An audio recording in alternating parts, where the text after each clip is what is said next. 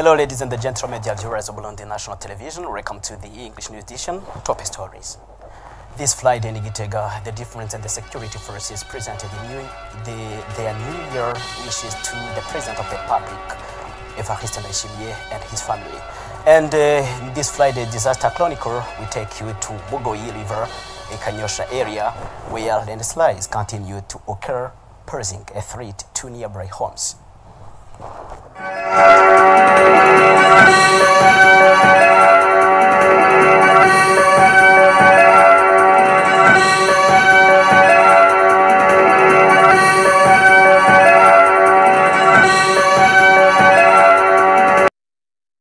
Welcome, dear viewers, to details now. I'm Jackson Lacoste. This Friday in Gitega, the Defense and the Security Forces presented their New Year wishes to the President of the Republic of Burundi, Evariste Ndayishimiye, and his family. In his speech, President Evariste Ndayishimiye expressed his gratitude to these forces and their dedications and performance throughout the past years of the past year, urging them to carry out their duties in full respect of the law, to ignore distraction that may hinder their mission, and to remain committed to ensuring the security of the population and the protection of the country's borders. And a total nearly 18 billion Burundian francs has been allocated to help resolve the issue of desk shortage in different provinces of the country. Arendi Kuman, during a meeting held in Gitega, the political capital, said that is related to resolving that problem and finding a lasting solution to such. It is a story of our colleague Dieudonné Ndacayisaba, who is in Gitega. Was held at political capital city in Gitega and was chaired by the Minister of Finance and Economic Planning, Ale Ndikumana. In his address to the participants, he indicated that the meeting aimed at enhancing the value of Burundi's forest resources in order to find a solution to the shortage of school desks by using available timber to manufacture desks and thus address this problem in schools.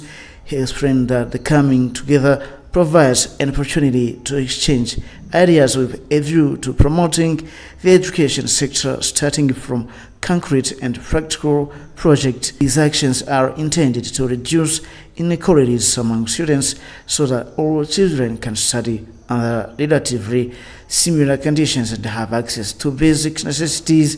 The Minister of Finance, Arendi Kumana, said that the government is committed itself to supporting this project in order that the funds allocated for the implementation of this activity amounted to 8 billion Burundian currency, while the total value of forest resources available in the country is estimated at over 188 billion Burundian currency. He nevertheless emphasized that every tree that will be cut down will be replaced by newly planted trees. Furthermore, he announced that as part of continued support for the initiative, provinces will receive operating funds exceeding 4 billion Burundian currency starting next week, including 100 million Burundian currency dedicated to education administration at the communal level. These funds will include allocations intended to support activities related to timber exploitation.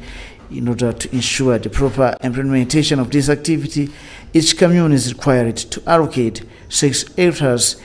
He urged communal administrators to remain vigilant and avoid falling into the temptation of misusing or embezzling these funds.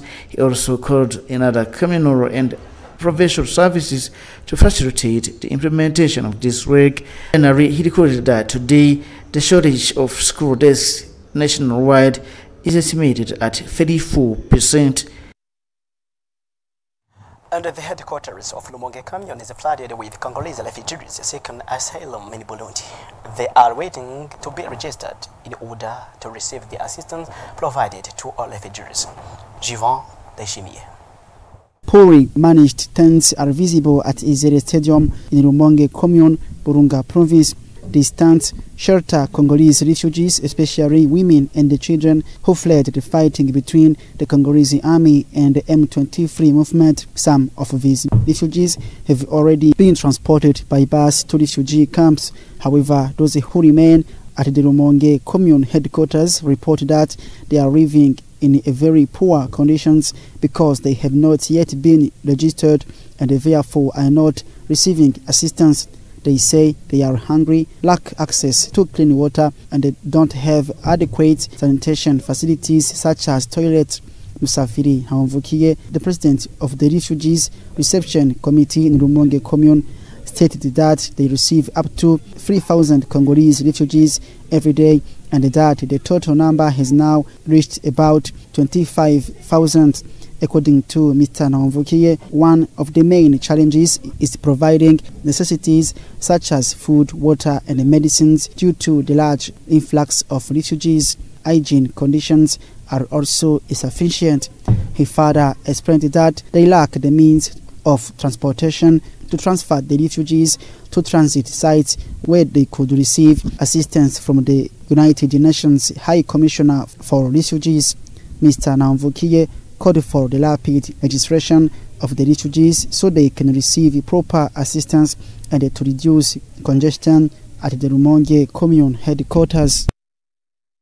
As you are informed in headlines, in this Friday's Disaster Chronicle, we take you to Mugoyi River in the Kanyosha area, where landslides continue to occur, posing a threat to nearby homes. Residents of Genga and the Busoro are calling on the relevant authorities to find a lasting solution to this ongoing situation. Jivanda Ishimiye once more.